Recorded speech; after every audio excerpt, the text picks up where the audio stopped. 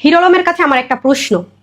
আপনার বাবাকে যে বগুড়া থেকে ঢাকা আনা হয়েছিল হসপিটালে ভর্তি করানোর জন্য, আপনি কি ছিলেন সেখানে? দেশের মানুষের কাছে আমার প্রশ্ন, একটা মেয়ে কি এতটাই জঘন্য হতে পারে যে একটা মানুষ মৃত্যু শয্যায় তার কাছে যাবে না? আপনি খুব চালাক মানুষ, সেটা বলতেই হবে যে আপনি খুবই চালাক। আসসালামু আলাইকুম, আমি রিয়ামণি।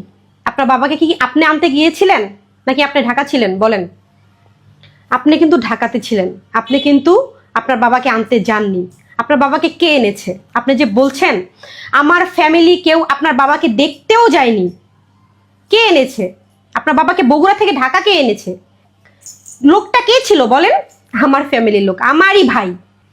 শুরু থেকে কিন্তু আপনার বাবার অসুস্থতায় আমি ছিলাম, কিন্তু লাস্ট টাইমে আমি কেন থাকতে পারিনি সেটা কেন বলছেন না? সেটা বলার সাহস কি আপনার নেই? কেন নেই? ছিলাম না আমি লাস্ট টাইমে আপনি এমন কি করেছেন যার কারণে আমি থাকতে পারিনি বলেন? এই প্রশ্ন আপনার কাছে আমার।